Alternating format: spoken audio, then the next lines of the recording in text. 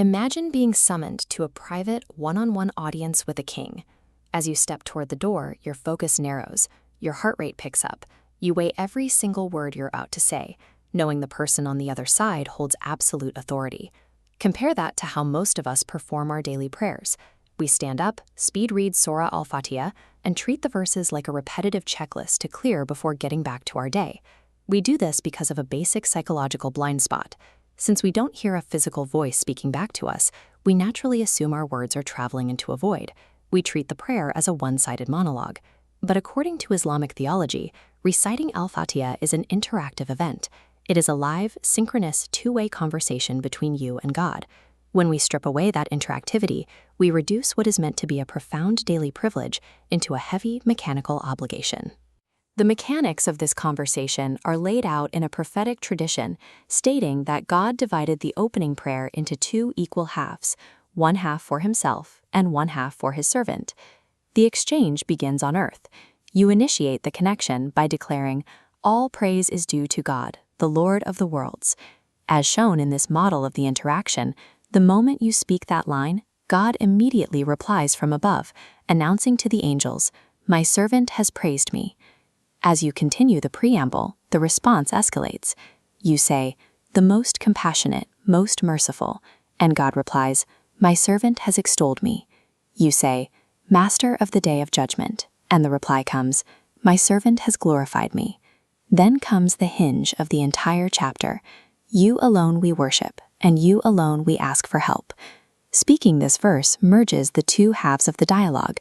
God responds, "This is between me and my servant shall have whatever he asks." You haven't actually asked for anything yet. Everything up to this point is a majestic protocol, a preamble that bridges the distance for a single, vital petition. So now that the connection is fully established, what is the one request you are required to make at least 17 times every day? The request is for the straight path, a plea for the active, continuous navigational clarity needed to move through life's daily chaos without losing your footing. The final verse of the chapter warns us that this path is narrow. It is bordered by two distinct behavioral failures that we ask for protection against. To the left lies the abyss of the condemned. This represents knowledge without action. It is the hazard of knowing exactly what the right thing to do is, but letting arrogance or worldly desires prevent you from executing it. To the right lies the abyss of those who are astray. This is action without knowledge. It is the hazard of working hard and moving fast, but doing so blindly, without grounding your effort in truth or learning. The safe route lies in the center. It requires both components, useful knowledge perfectly aligned with righteous action.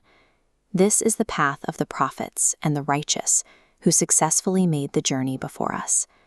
Actively asking for this specific path daily is a necessary human survival mechanism against our natural tendency toward either inactive apathy or ignorant zealotry. Understanding the mechanics of this dialogue changes how you approach the actual habit of praying.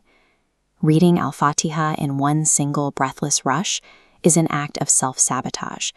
By stringing the verses together without leaving space between them, we are metaphorically talking over God. We intentionally deafen ourselves to the very response we are supposed to be receiving. The behavioral fix is simple: the pause. Stop completely for a fraction of a second at the end of every verse. Mentally hold space for the reply before moving to the next line. When you reach the verse asking for the straight path, use that pause to actively bring a specific current problem to the front of your mind.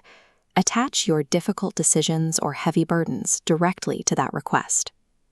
And as you pause after the final verse, run a momentary internal audit. Evaluate if you are currently slipping into the habit of knowing without acting or acting without knowing. Integrating these micro pauses of conscious silence changes the nature of the experience. It takes a repetitive duty and transforms it into an intensely personal, highly anticipated daily communion.